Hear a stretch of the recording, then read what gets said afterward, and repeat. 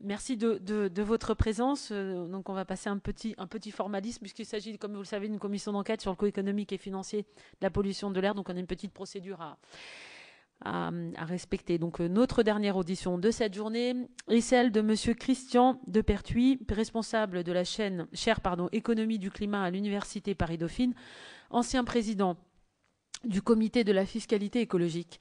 Je rappelle que cette audition est ouverte au public et à la presse et qu'elle fait l'objet d'une captation audiovisuelle qui sera diffusée sur le site du Sénat. Je vais maintenant, conformément à la procédure applicable aux commissions d'enquête, demander à Monsieur Depertuis de prêter serment. Je rappelle pour la forme qu'un faux témoignage devant notre commission serait passible des peines prévues aux articles 434-13, 434-14, 434-15 du Code pénal. Monsieur Christian Depertuis, prêtez serment de dire toute la vérité, rien que la vérité, levez la main droite et dites « je le jure ». Avec le micro, s'il vous plaît. Je vous en prie. Exact. Je le jure. Donc je suis aujourd'hui, compte tenu que nous sommes vendredi après-midi, mes collègues ont dû rejoindre leur circonscription, donc et rapporteur et présidente. Donc je vous laisse exposer pendant votre propos pendant une quinzaine de minutes et ensuite on procédera par des questions. Je vous remercie. Bien, merci Madame la Présidente. Je vais probablement raccourcir le quota de parole que vous m'avez donné et utiliser uniquement 10 minutes.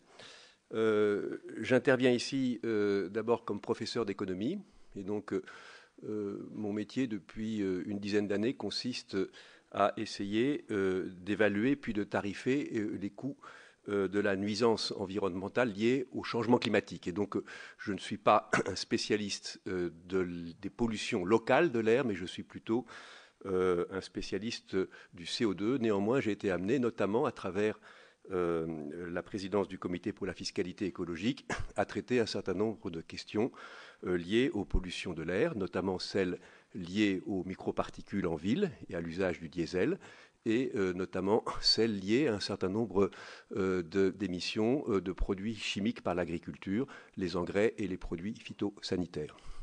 Alors, je crois que la question que vous posez a deux volets. Le premier volet est celle de l'évaluation des nuisances environnementales, donc le coût pour la société.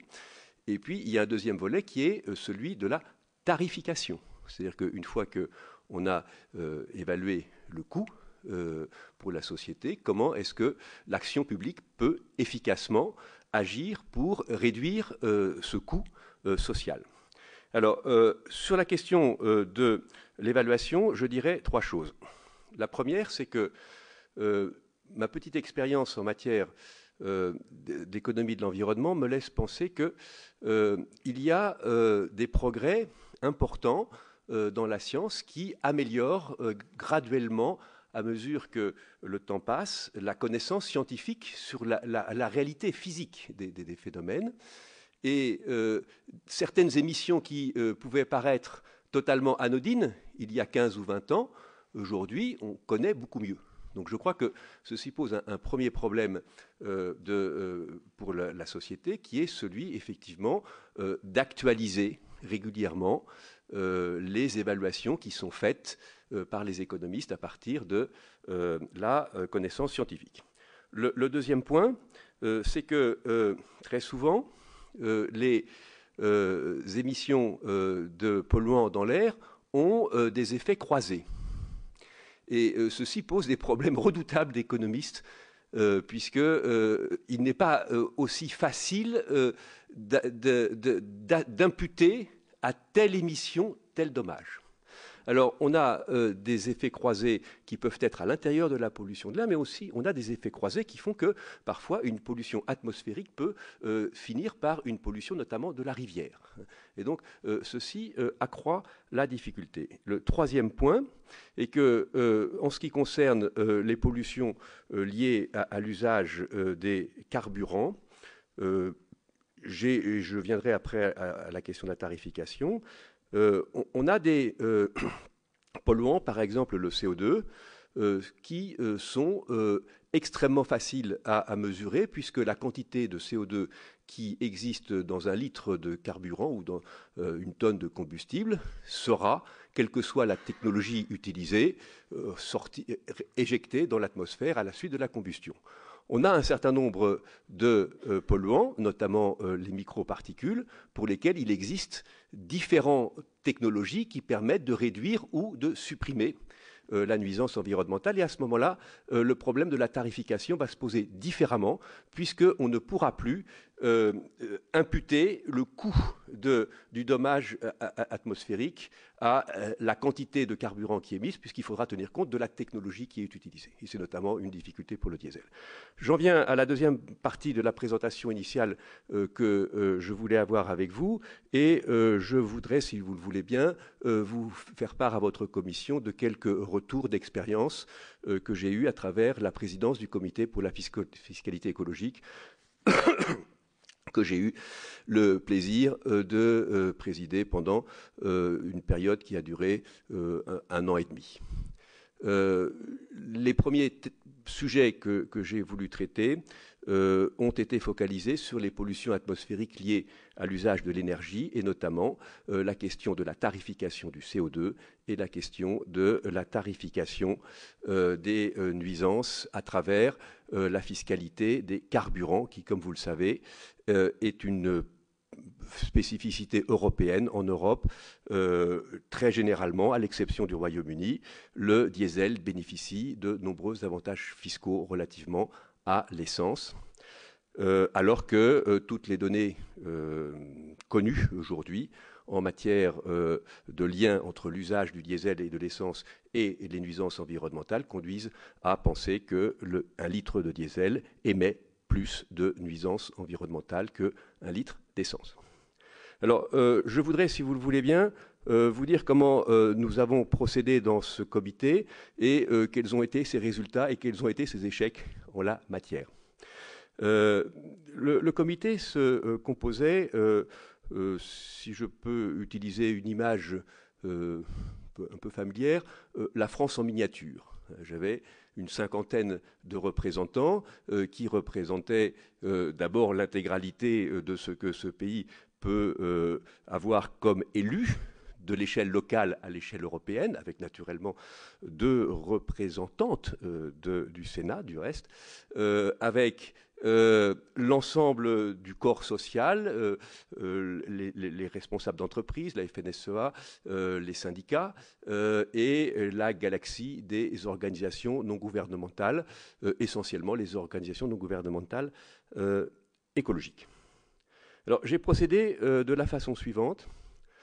J'ai pensé qu'en matière de tarification environnementale, il fallait commencer par essayer d'établir des constats partagés. Et il fallait essayer d'établir des constats partagés sur la base de la somme de connaissances qui pouvaient nous être transmises de la part des experts.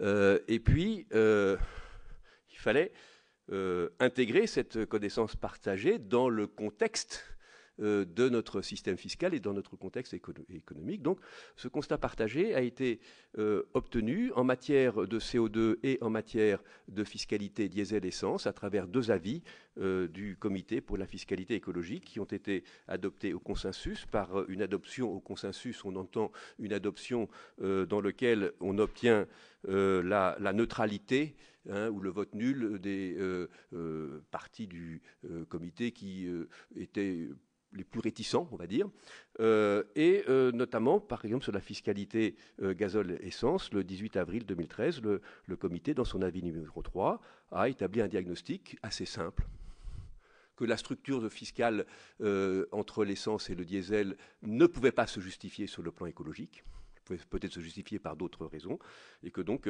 en tant que comité pour la fiscalité écologique, le consensus était de recommander la réduction, puis la disparition de cette réduction de la taxation au profit du gazole.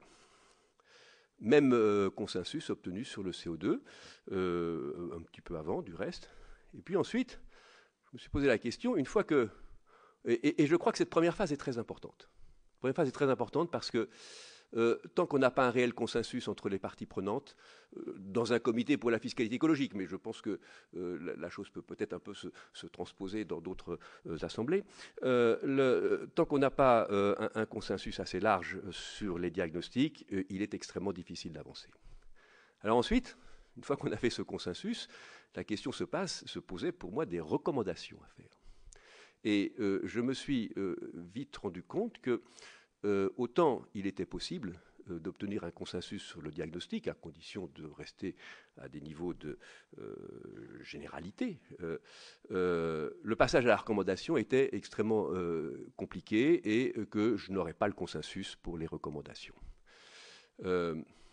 Alors, c'est posé la question un peu du mode opératoire d'un comité consultatif comme celui que je présidais. Une grande partie des parties prenantes me disaient on va faire des votes. Et moi, j'ai dit non, on ne va pas faire de vote. Parce que y a un endroit où on fait des votes, c'est au Parlement. Et la fiscalité, c'est une histoire qui concerne le Parlement et pas le comité des parties prenantes. Et donc, j'ai pris sous ma propre responsabilité de président de faire des propositions au gouvernement que j'ai soumis à la discussion des parties prenantes. Mais, et bien évidemment, chaque partie prenante a pu ensuite mettre dans le bordereau de la réunion ses propres réactions, mais je n'ai pas fait de vote.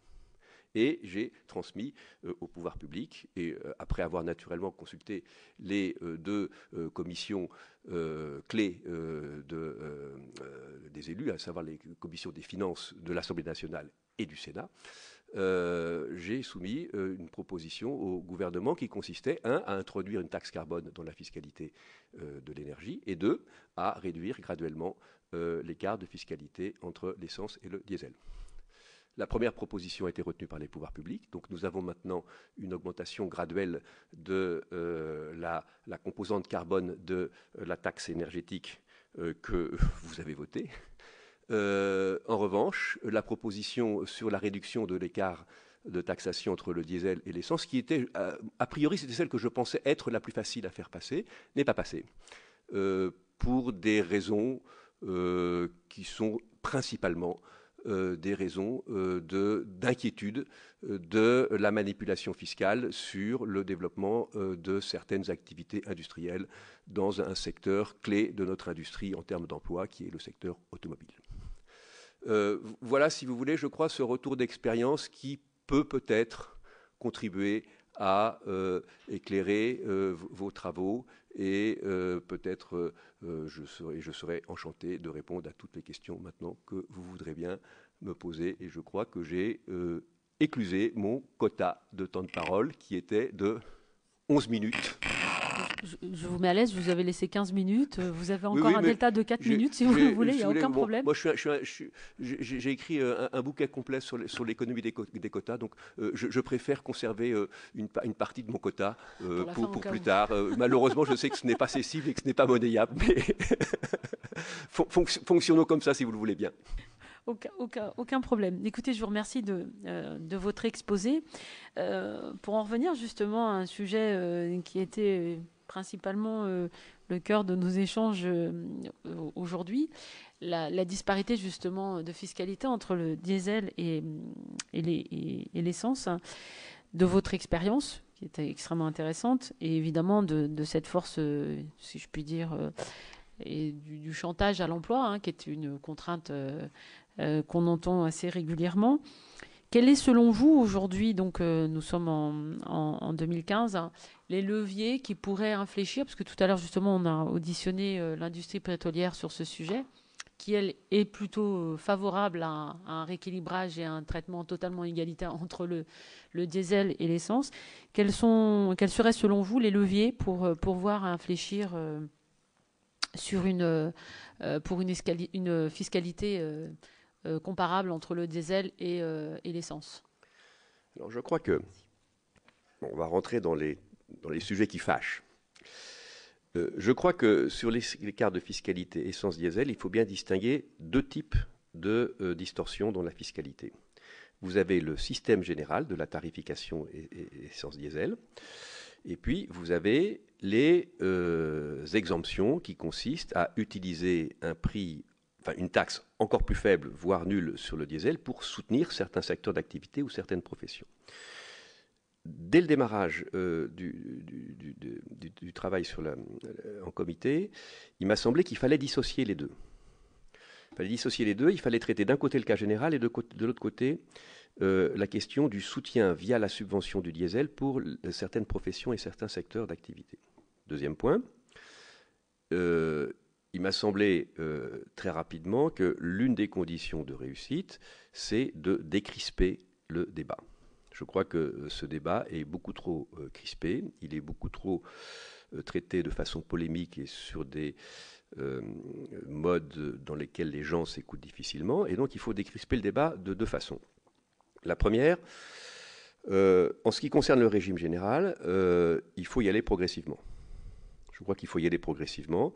Je sais que c'est compliqué du point de vue institutionnel de faire des choses progressives en matière de fiscalité. Parce que le débat sur la loi de finances est annuel. Mais je crois qu'il faut y aller progressivement.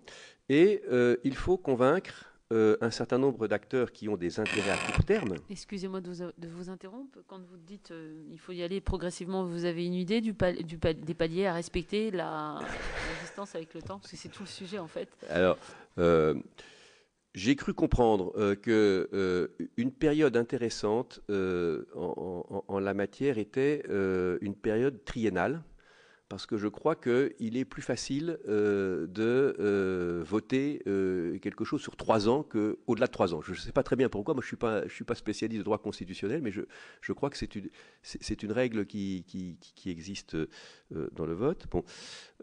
Deuxième point, je pense qu'il faut arriver à convaincre les acteurs qui ont un risque ou un préjudice que, in fine, ce risque et ce préjudice peut se transformer en, au contraire, un atout pour se remettre, si vous voulez, dans une meilleure situation de compétitivité à moyen et long terme.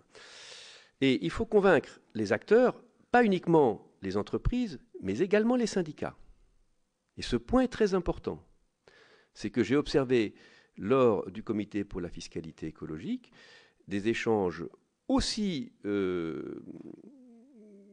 rudes, si j'ose dire, entre les représentants des entreprises et les organisations non gouvernementales qu'entre certains syndicats et les organisations écologistes. Donc je pense que ce point est très important et il faut convaincre que une réduction progressive de la fiscalité peut s'opérer dans un timing qui permet un certain nombre de reconversions industrielles. Ce point est très important et je crois que sous cet angle, la situation présente a déjà beaucoup changé par rapport à la situation de 2013 en matière de stratégie industrielle d'un grand constructeur automobile que je vais citer puisque c'est de notoriété publique, qui s'appelle PSA et qui a du reste changé de président il n'y a pas très longtemps. Et donc je crois que ce point est très important. Non mais c'est justement pour ça qu'il n'est pas venu ce matin, je crois. Peut-être, je veux pas vous... Mais je pense que les choses évoluent quand même. Bon. Alors ça, c'est pour la partie globale. Bon. Je crois qu'une troisième condition de décrisper le débat, est d'essayer de faire un chemin par toutes les parties prenantes. J'ai été parfois un peu choqué, et je n'ignore pas votre affiliation politique, j'ai été parfois un peu choqué en comité pour la fiscalité écologique d'un certain tout ou rien de la part des organisations écologiques, en disant, bah, écoutez, si en réduisant cet écart de fiscalité ou en mettant une taxe sur le CO2, on détruit des emplois, bah, finalement, c'est pas grave, ça va sauver la planète. Bon, je pense qu'il faut quand même il faut bien que chaque partie prenante écoute les autres, et je crois que chacun doit faire un pas.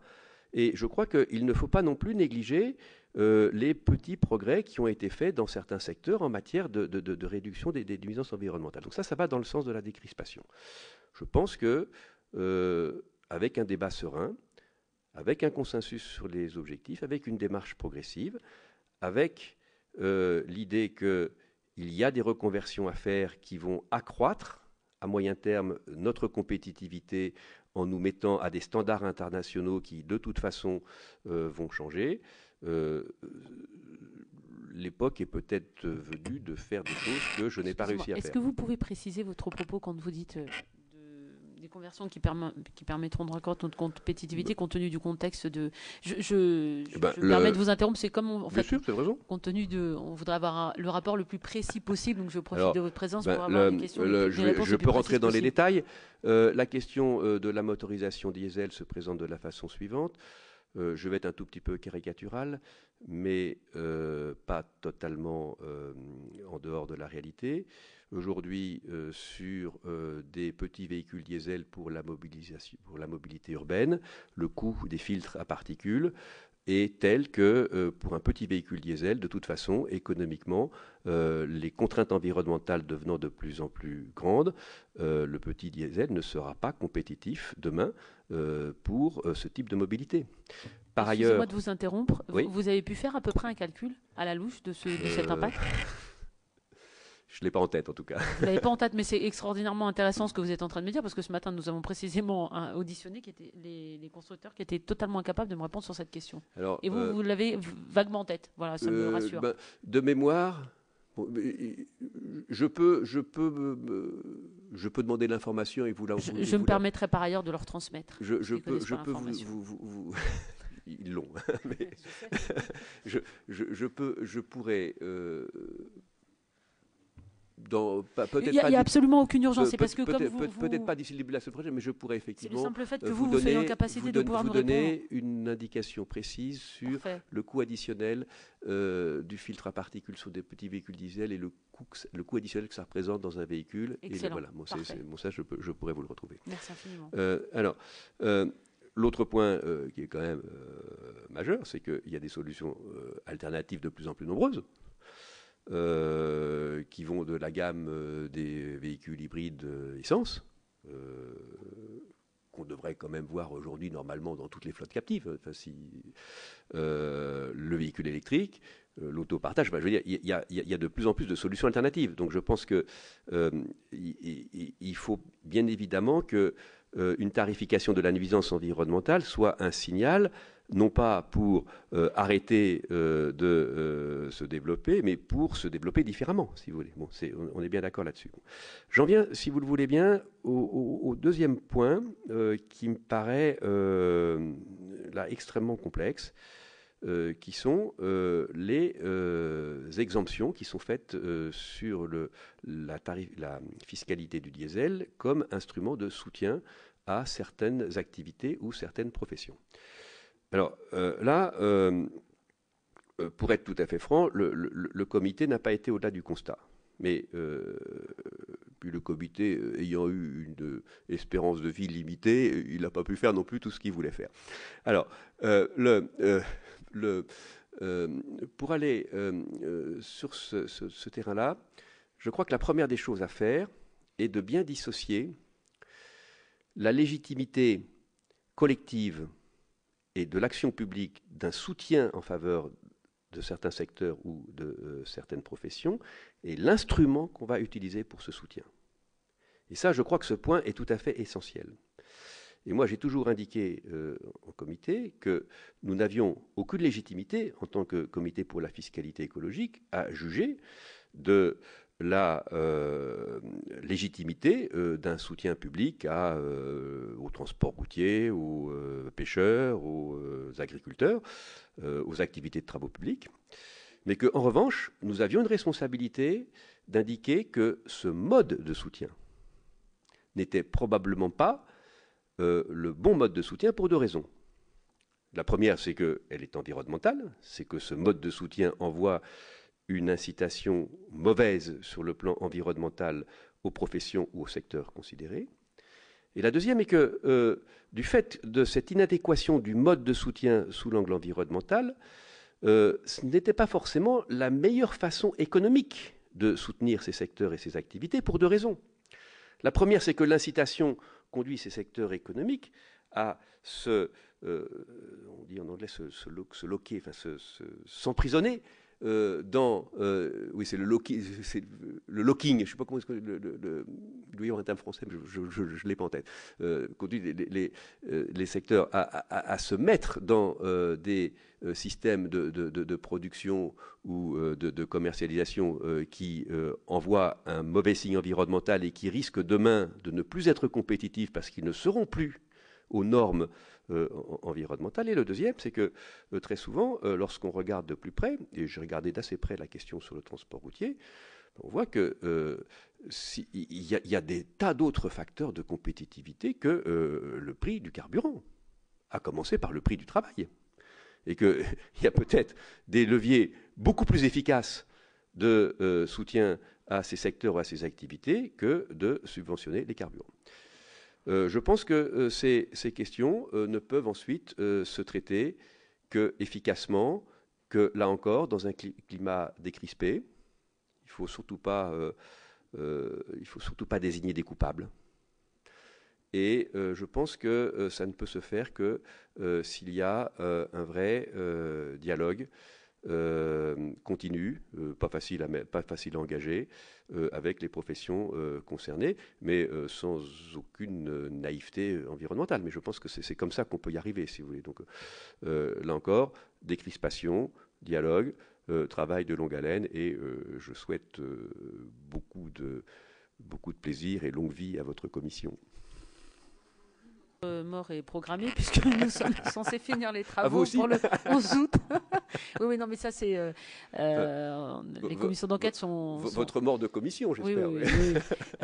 Pour les commissions, on a 6 mois pour finaliser les travaux. Donc, comme nous avons déposé le sujet le 11 février, nous devons impérativement terminer la commission d'enquête le 11 août. Voilà, rapport rendu. Donc, j'espère que vous rendrez votre rapport avant le 11 août, parce que oui, bien sûr. On prend quelques vacances quand même au Sénat, non? Oui, ne vous inquiétez pas. Tout est prévu normalement pour le finir avant. J'ai deux ou trois questions à vous poser. La première, c'est une question que j'ai posée d'ailleurs ce matin au groupe PSA, pour tout vous dire. De toute façon, c'est public, donc il n'y a absolument aucun secret sur la question, qui nous demandait justement, c'était un argument d'ailleurs aussi développé par Renaud, qui demandait en gros de favoriser le soutien donc des aides pour permettre un développement de voitures nouvelles correspondant aux critères, si je puis dire, du développement durable pour obtenir une voiture propre.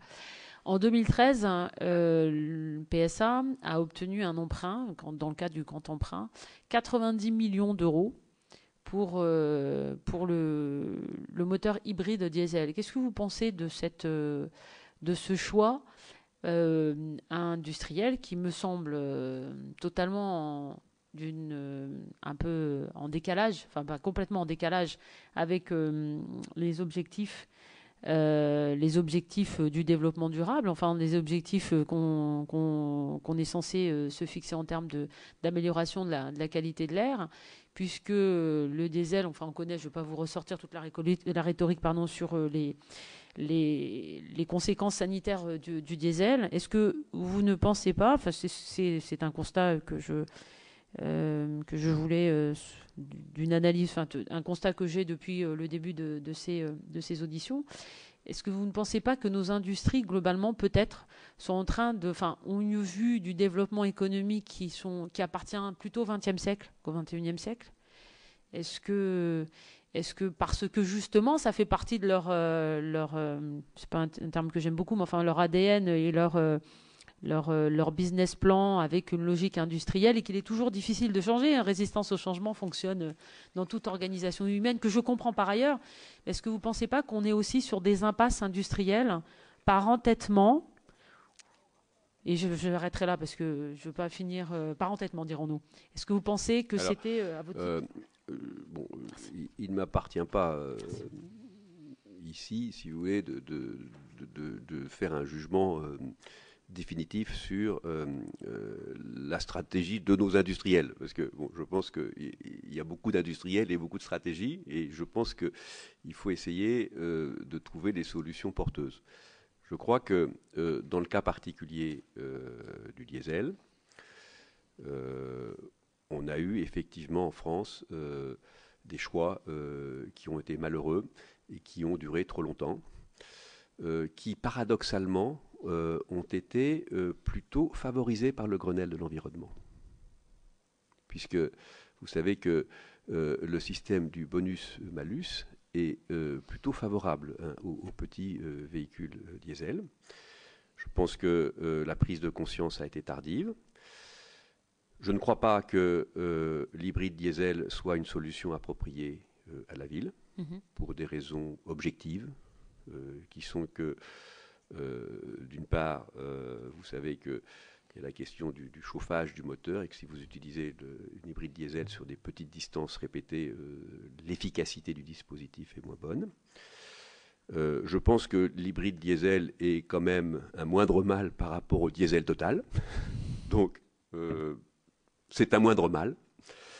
Et je crois qu'effectivement, par ailleurs, nos deux constructeurs nationaux en matière automobile sont aussi en train de travailler sur des solutions beaucoup plus radicales sur le moyen et le long terme. Donc, je ne voudrais pas non plus avoir l'impression donner l'impression de disqualifier systématiquement ce qui est fait.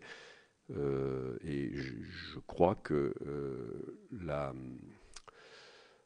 nouvelle configuration du groupe PSA, notamment avec son ancrage chinois, va l'obliger à se mettre beaucoup plus à des normes internationales. Et les normes internationales, en dehors de l'Europe, sont qu'on ne fait pas rouler les véhicules diesel en ville. Je vous remercie. Est-ce que vous pensez que le principe de pollueur-payeur est suffisamment appliqué? Non. J'ai tellement pas l'habitude d'avoir des réponses aussi claires. Alors, écoutez, moi, j'ai écrit un ouvrage, excusez-moi de faire un peu de promotion personnelle, j'ai écrit un ouvrage qui s'appelle Le Capital vert, et qui vise, c'est un ouvrage d'économiste, mais les politiques ont parfois le droit de lire des ouvrages d'économistes, qui est une tentative comment dire, de modéliser ce que peut être une économie qui fonctionne en arrêtant de détruire le capital naturel et au contraire en se reposant sur les extraordinaires fonctionnalités de ce capital naturel pour créer un autre mode de développement. Bon. Et je pense que dans le monde dans lequel on vit, les décisions des agents économiques, qu'il s'agisse des entreprises ou des ménages, in fine, se décident en fonction des systèmes de prix auxquels elles se trouvent confrontées. Et je crois que les marchés sur lesquels nous opérons, et soit lorsque nous gérons des entreprises, mais c'est pareil lorsque nous sommes des citoyens et que nous allons faire nos courses, expriment certaines valeurs et n'en expriment pas d'autres. Et je crois que ce qu'on est en train de découvrir de façon magistrale, par exemple, avec le changement climatique, c'est que d'extraordinaires externalités environnementales ne sont pas incorporées dans ces prix. Et donc, le coût des dommages que nous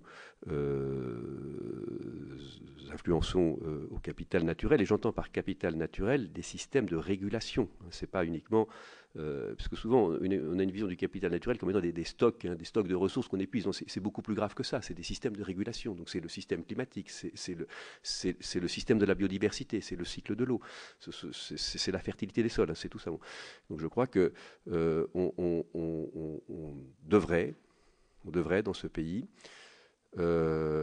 être beaucoup plus ambitieux sur le verdissement de notre fiscalité, en allant vers un système dans lequel de plus en plus on taxe les nuisances environnementales, on taxe les pollutions, pour utiliser un langage plus familier. Ça ne veut pas dire qu'il faut augmenter les impôts. Je pense que la clé du succès, c'est d'augmenter la tarification des nuisances environnementales pour pouvoir réduire d'autres impôts. Et notamment pour réduire d'autres impôts qui pèsent sur les facteurs de production, notamment le coût du travail et parfois le coût du capital. Et ce point est très important parce que il est beaucoup plus impliquant que ce qu'on imagine au démarrage. Je vais vous expliquer pourquoi. Lorsque vous consultez un citoyen normal, vous lui dites on va faire de la fiscalité verte. Lui, 9 fois sur 10, il dit la fiscalité verte, ça doit servir à financer la dépollution aussi. Et donc, il y a l'idée d'affecter les produits de la taxe environnementale à des nouvelles dépenses publiques pour dépolluer. Et beaucoup d'élus que j'ai eu la chance de rencontrer m'ont dit au début, si on veut que ce soit socialement acceptable, il faut que l'impôt vert finance la dépollution. Mais si on fait ça, on va financer de nouvelles politiques publiques avec le produit de la taxe verte, et donc on va augmenter le niveau général des impôts. Et donc, ma position en tant qu'économiste, si je l'exprime de façon un tout petit peu dogmatique, parce qu'après, dans la réalité des choix politiques, en général, les manuels d'économie ne s'appliquent pas directement, mais dans la réalité, je crois qu'il faut tendre, si on veut vraiment avoir une fiscalité environnementale qui soit ambitieuse, il faut partir du principe de substitution. Pour chaque euro supplémentaire de taxation de la pollution, j'enlève 1 euro d'un autre prélèvement obligatoire qui pèse sur les facteurs de production. C'est ce que nous appelons, nous, dans le jargon économique, la théorie du double dividende. J'ai un premier dividende qui est un dividende écologique, parce que en taxant la pollution, je vais modifier les choix des agents économiques, et j'ai un deuxième dividende économique, car je vais réduire d'autres impôts qui pèsent sur la compétitivité. Il y a plusieurs cas. Alors parce que quand on dit ça, en général les gens vous écoutent gentiment, mais ils n'ont pas toujours une confiance totale dans ce que disent les économistes, et ils ont raison. Alors moi j'essaie toujours de regarder ce qui marche. Et il y a plusieurs exemples extraordinaires de réussite de taxation environnementale dans le nord de l'Europe. Je citerai celui que je connais le mieux ou le moins mal, qui est le cas de la Suède. Vous savez qu'aujourd'hui, en Suède, vous avez une taxe, pardonnez-moi de revenir à mon dada qui est quand même le changement climatique. En Suède, vous avez une taxation des émissions de CO2 domestiques qui est de l'ordre de 130 € la tonne de CO2. Je dis approximativement, c'est pas que je ne connaisse pas le chiffre, mais c'est que le taux de change varie entre la couronne suédoise et l'euro. Ce niveau de la taxe a été atteint graduellement, puisque la taxe carbone a été introduite en Suède en 1991, un taux qui était à l'époque inférieur un peu à 20 €. Et le principe de la taxe carbone suédoise est qu'elle s'est intégrée dans un processus général de réforme fiscale dans lequel on a baissé d'autres impôts qui pesaient sur les facteurs de production. Le résultat, c'est que c'est pas du tout que la Suède s'est désindustrialisée. Hein. Si vous regardez dans les pays de l'OCDE, la Suède arrive en général dans les 5 premiers en termes de part de l'industrie dans le PIB.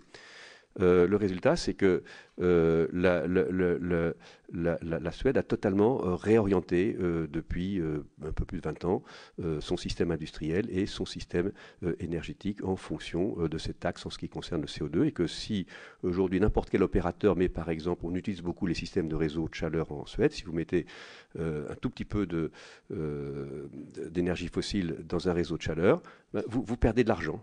Donc, en niveau par habitant, aujourd'hui, en Suède, on émet 2 fois moins de CO2 pour les habitations qu'en Espagne. Alors que le climat, vous ne m'écoutez plus, alors que le climat n'est pas tout à fait le même. Je vous remercie. Excusez-moi pour ce bruit. La taxe carbone détruit-elle, selon vous, la base taxable ? Alors c'est une excellente question. Évidemment, le principal inconvénient le principal critère de réussite d'une taxation environnementale efficace, c'est qu'elle doit manger son assiette et, si possible, la faire disparaître. Et donc, vous avez des cas de figure où une taxe environnementale peut effectivement manger son assiette en quelques années si elle est bien paramétrée. Par bien paramétrée, j'entends qu'on évalue correctement effectivement le coût social de la pollution et qu'on met quand même le niveau de la taxe à un niveau où il y a des substituts. Parce que ça ne sert à rien d'hyper-taxer si vous faites crever les gens que vous taxez. Bon. Le cas du CO2 est très particulier. Vous savez qu'aujourd'hui, ce qu'on appelle la valeur tutélaire du carbone, qui est une espèce de calcul d'économiste où on calcule quel devrait être le bon niveau du prix du carbone, et de l'ordre de maintenant pas loin de 50 € la tonne de CO2. Bon. Notre pays, s'il veut s'engager conformément aux engagements européens à moyen et long terme, devra faire plus que diviser par 4 ses émissions de CO2, puisque les objectifs requis par le GIEC ont été accrus depuis que nous avons discuté ici le facteur 4 il y a maintenant pas loin de 7-8 ans avec Christian de Boissieu. Et donc les petits calculs que j'avais fait un rapport dans le cadre d'un autre comité qui s'appelait le comité trajectoire. À l'époque, c'était pas Madame Bateau qui m'avait demandé, c'était Madame Kosciusko-Morizet. Les travaux que j'avais faits montraient que si on faisait progresser la taxe carbone dans le temps, le point où la réduction de l'assiette compensait l'augmentation du taux se situait de mémoire un peu après 2040. Donc, je peux vous affirmer une chose, c'est que si nous prenons sérieusement en question la question du changement climatique, on n'est pas prêt d'épuiser notre base taxable en matière de CO2. C'est pas vrai pour tout. Hein. Je vous parle du CO2 là. Vous me posez une question sur le CO2. En plus, le CO2, je connais, si vous voulez. En tant que professeur, je voulais savoir si beaucoup d'étudiants envisagent des recherches ou des thèses de doctorat justement précisément sur les coûts économiques et financiers sur un certain nombre de polluants, voire peut-être même, avez-vous un étudiant qui envisagerait de travailler sur le coût économique de la pollution de l'air, sur son coût économique? Est-ce que c'est un sujet Alors, premièrement, c'est un exercice assez compliqué. Je voulais vous dire que j'ai découvert, en partant à cette audition, était paru en avril 2013 un étude et document qui s'appelle « Quelle valeur monétaire pour les impacts sanitaires de la pollution atmosphérique ?» L'auteur s'appelle Bénédicte Maurice. Elle est à la chaire économie du climat dans le bureau qui est juste à côté du mien, si vous voulez. Donc, pour vous dire combien le monde est petit. Et elle me l'a dit vraiment en disant, mais tu vas à une commission. Bon.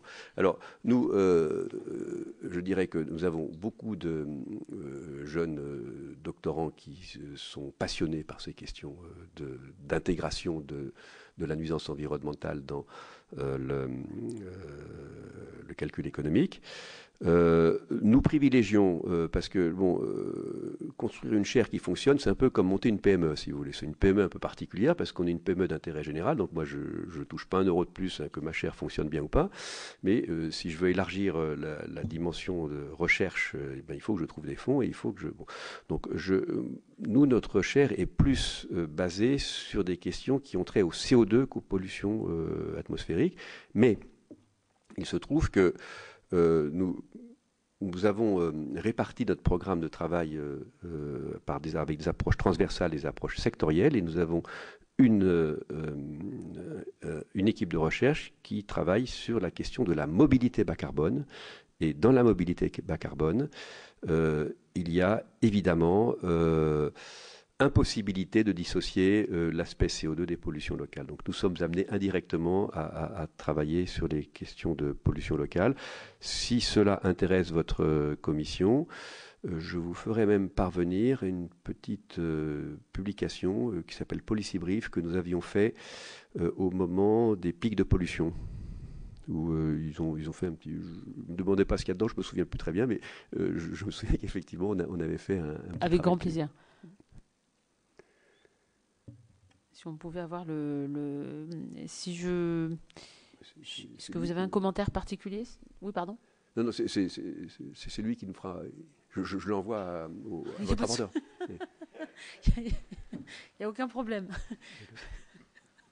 Il n'y a aucun souci. Si vous aviez un commentaire particulier, j'aurais une dernière question. Est-ce que des études que vous... Enfin, ça semble à peu près...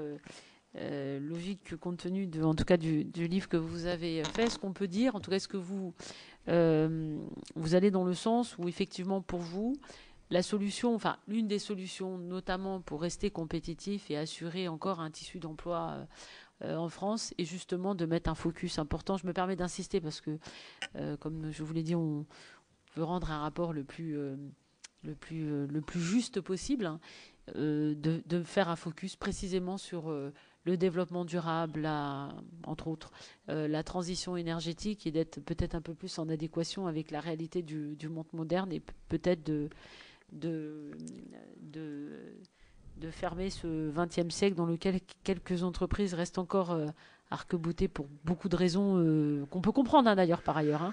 Oui, enfin, il n'y a pas que les entreprises. Hein, oui, le monde. Il y a des entreprises, il y a des politiques, il y a le corps social, je veux dire. Alors, pour le coup, votre remarque est extrêmement intéressante et pertinente. Quelle est, selon vous, de votre expérience, là où il y a la force de résistance la plus difficile? Oui, tout ce que je peux vous dire, c'est des choses pratiques. Hein. Tout ce que je peux vous dire, c'est que chaque fois que j'ai... parce que moi, j'ai toujours eu, si vous voulez, une activité de chercheur, et puis j'ai essayé toujours de coupler mon activité de recherche, que j'espère être d'un bon niveau académique, avec la confrontation au monde réel. Bon. Donc j'ai eu la chance en plus entre 2001 et 2008 de diriger la mission climat de la Caisse des dépôts, où j'avais quand même un beau laboratoire d'expérimentation. Moi ce que je peux vous dire, c'est que chaque fois que j'ai essayé d'introduire de l'innovation en matière un peu de mécanismes économiques et financiers sur ces questions-là, on se heurte à un conservatisme général. Quand vous voulez introduire, moi j'ai voulu introduire par exemple le dispositif des projets domestiques CO2 qui consistait ni plus ni moins à rémunérer des projets qui réduisaient les émissions de CO2 en France comme on le faisait partout dans le monde avec le mécanisme du MDP de Kyoto, si vous voulez. Mais au début, tout le monde m'a dit c'est pas possible. Oui, à commencer par mon patron à la Caisse des dépôts. Bon, après, on a fait un fonds. Oui, donc, je veux dire, je pense qu'il y a une résistance au changement qui est énorme. Pourquoi? Parce que fondamentalement, je crois que les bénéfices de la transition, ils sont diffus. Ils sont très souvent sur des petites entreprises ou des territoires ou des nouveaux acteurs. Et puis les emplois qu'on va créer, ils n'existent pas encore. Alors que ceux qu'on détruit, ceux-là, ils existent, si vous voulez. Donc, quand vous dirigez un syndicat, vous avez des gens qui ont des emplois et qui vous payent des cotisations pour vous défendre, hein, si vous voulez. Et c'est un peu le problème du développement durable, hein, c'est que la génération future, elle ne vote pas. Hein. Et si vous voulez faire votre campagne électorale sur la génération future, il faut que vous convainquiez quand même la génération présente, si vous voulez. Bon. Donc, moi, je pense que là, il y a une très grande difficulté de gérer cette transition réellement, de l'accélérer, parce qu'il faudrait l'accélérer. Bon. Et je crois qu'on a tous... Excusez-moi de vous interrompre. Quand vous dites il faut l'accélérer, pourquoi, selon vous, il faut l'accélérer? Il faut accélérer parce que je pense que on ne peut pas à la fois... vouloir avoir les bénéfices de la transition future et conserver les bénéfices de l'industrie du XXe siècle, comme vous dites. Donc moi, je pense que c'est pas que français. Je pense qu'en Europe, on a un peu une politique, vous savez, la bouteille d'Évian, elle est à peu près à moitié pleine et à moitié vide. Bon. Et donc, on a toujours cette stratégie on n'ose pas y aller jusqu'au bout. Hein. On fait un marché des quotas de CO2, mais on ne le gère pas. Donc, on laisse le prix tomber à un niveau. Donc, moi, je pense qu'on aurait intérêt à aller jusqu'au bout de la logique, si vous voulez. Et donc, si on veut faire une transition... la question climatique ne se discute plus. On sait si on prend uniquement l'intérêt de la planète, il faut aller vite. Bon. La question de la pollution atmosphérique ne se discute plus. Je veux dire, elle existe partout maintenant. Donc, vous prenez n'importe quel rapport. Enfin, je veux dire, ce que je vous dis n'est plus. Ce que je disais était un peu hétérodoxe il y a 10 ans, mais aujourd'hui, l'OCDE dit la même chose. On a quand même quelques bons arguments, si vous voulez. Bon, donc, moi, je pense qu'on a intérêt à aller plus vite. Aller plus vite, ça veut dire quoi? Ça veut dire, il y a un moment, il faut arrêter de faire des déclarations, il faut mettre des instruments. Et pour moi, les instruments de changement les plus rapides, c'est ceux des instruments économiques et financiers. Donc ça passe par la tarification et ça passe par il faut canaliser via cette tarification les financements vers demain. Et ce qui est difficile à faire, c'est de gérer les transitions, justement. Et c'est difficile de gérer les transitions parce que derrière, il y a des hommes et des femmes. Et ces hommes et ces femmes, souvent, ils ont peur. Ils ont peur. Et moi, je pense que la peur, si vous voulez, est quand même... vous voyez, c'est pour ça que je ne suis pas du tout partisan de faire de l'écologie catastrophiste. Vous voyez. Moi, j'essaye toujours, quand je fais des exposés sur le changement climatique, bon, ça m'arrive quand même plusieurs fois par semaine maintenant, surtout en ce moment, je pense qu'il ne faut pas présenter une espèce de super dramatique, parce qu'on tétanise les gens, et finalement, on ne fait plus rien. Je ne sais pas si je répondais à vos questions, mais ce que je sais, c'est qu'il va falloir que je vous quitte parce que sinon je vais rater mon train. Il n'y a aucun problème. Et comme je dois prendre le train pour aller voir ma belle-mère, si vous voulez, si je rate le train, ça va être un drame absolu. Je peux comprendre et je vous crois complètement. Je vous remercie infiniment et on va vous libérer. Merci beaucoup. Merci infiniment.